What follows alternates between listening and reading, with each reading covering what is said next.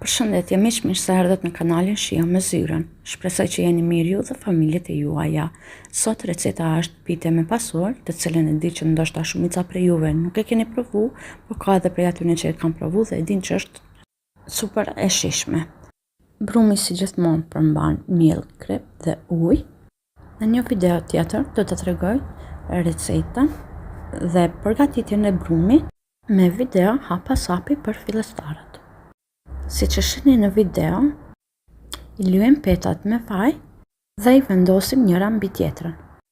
Dhe i shtypim me dorë që të kenë të gjitha petat formën e njëjtë.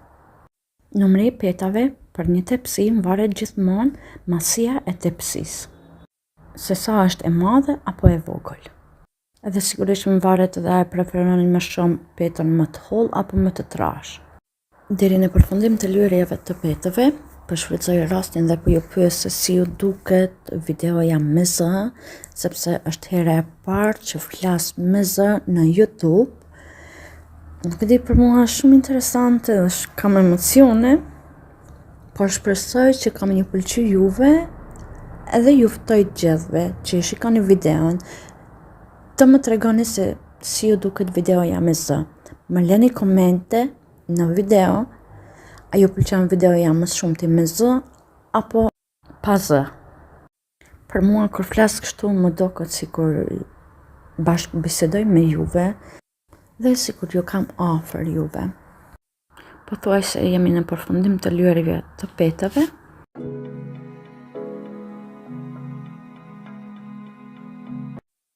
Petat e fundit nuk lyhen me vaj fare. Më pas vazhdoj me hapjen e petave. Në fillim vendosim përfuni petës miell dhe më pas përmbi miell dhe më pas nuk vendosim fare miell derisa të shihni që peta nuk ngjitet. Kur e shihni që peta ngjitet, atëherë mund të vendosni vetëm pak miell. Ju sugjeroj që miellin mos e përdorni shumë gjatë hapjes së petave, sepse del më e mirë peta.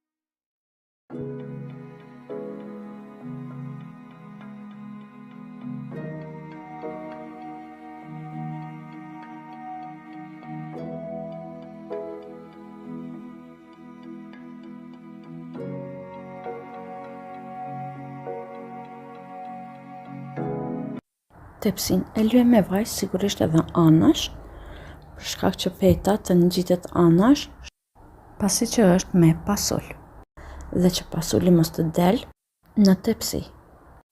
Pas vendosjes së petës në tepsi, veproni si në video.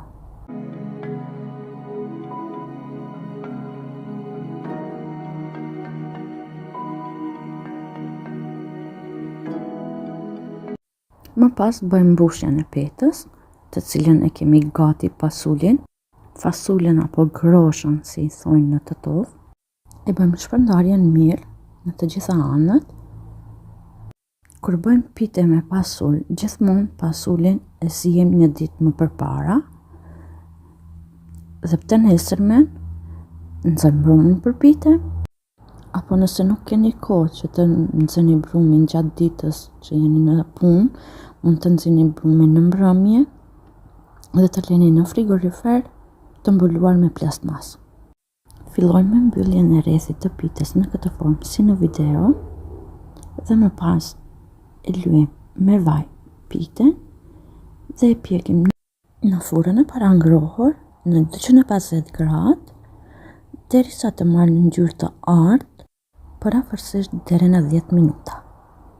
Sigurisht duke kontrolluar se fura prej furrës dallon, ose rryma është shumë e dobët, ose rryma mund të qenë shumë e fortë, kështu që gjithmonë duhet ta kontrolloni. Pas pjekjes e kontrollojmë pitën, a është pjek përfundi mirë, dhe më pas me një thikë ose një lugë ampiron e shtypëm në këtë formë si në video dhe pitja duket sikur burek. Me ujë nuk keni nevojë ta spërkatni pitën, por vetëm me një peshqir kuzhine mbulojeni derisa t'i servoni pjatat në tavolinë.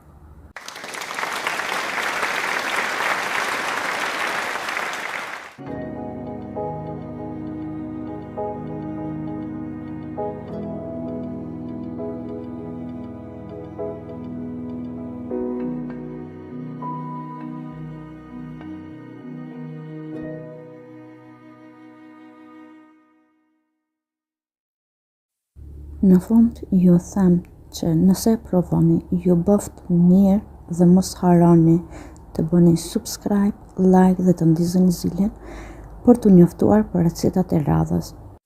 Ju uroj një javë të mbar dhe shihemi me videot e radhës.